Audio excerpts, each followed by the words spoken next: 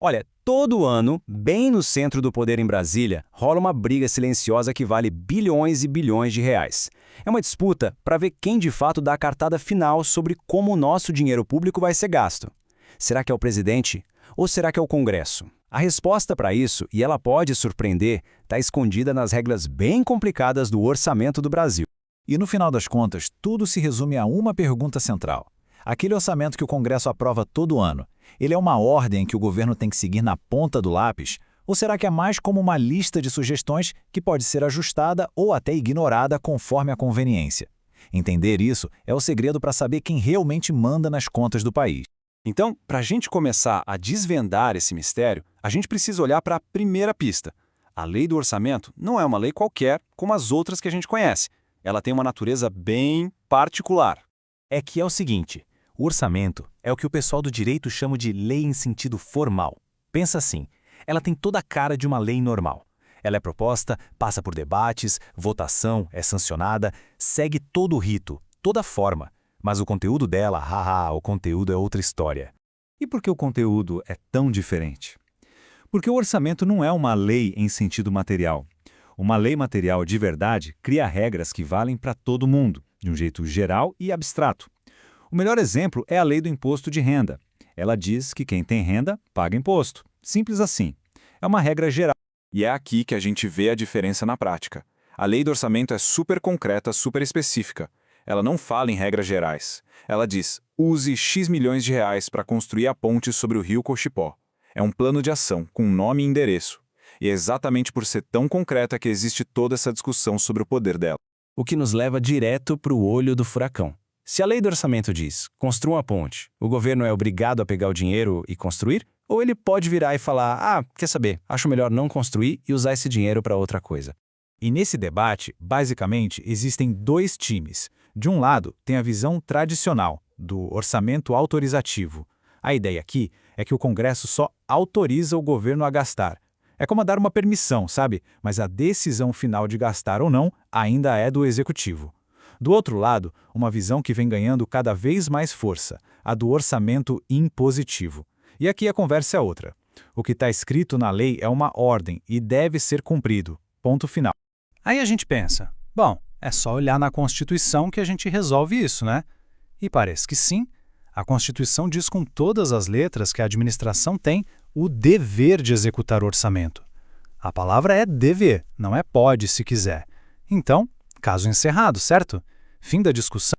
Não tão rápido. O problema é que na prática não tem uma punição muito clara se o governo simplesmente não fizer o que está previsto. É um dever que não tem muita mordida. E por causa disso, para a grande maioria das despesas, a discussão continua acesa.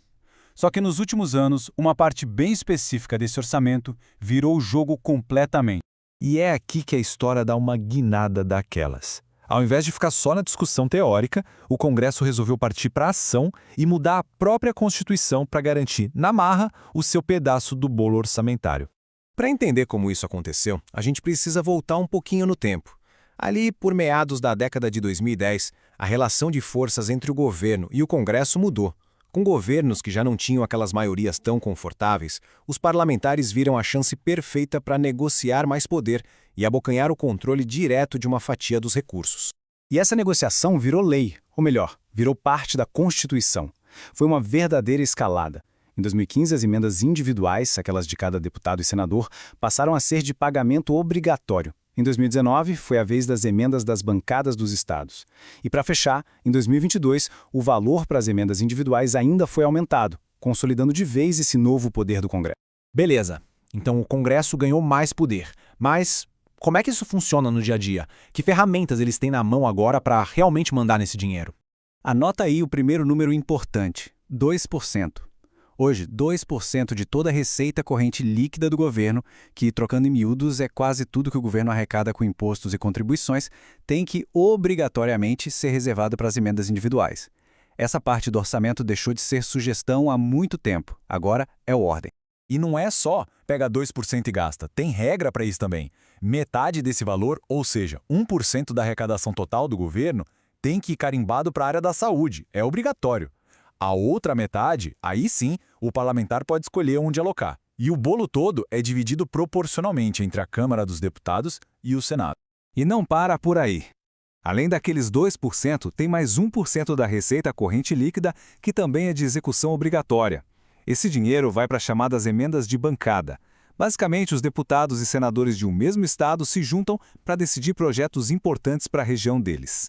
Claro, com tanto dinheiro sendo decidido pelos parlamentares, era preciso um jeito de fazer essa grana chegar mais rápido lá na ponta. E foi aí que surgiram mecanismos novos, como as famosas emendas PIX. A ideia é permitir transferências diretas e super rápidas para estados e municípios, mas essa agilidade toda acabou acendendo um baita sinal de alerta sobre a falta de fiscalização.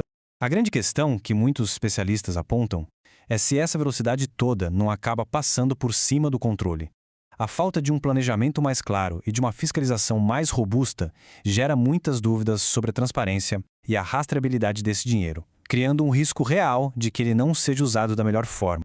Ok, depois de toda essa viagem pelas leis e pela política, vamos juntar as peças do quebra-cabeça. Afinal, quem é que manda no orçamento brasileiro hoje? A verdade é que a resposta não é um nome, mas sim um processo.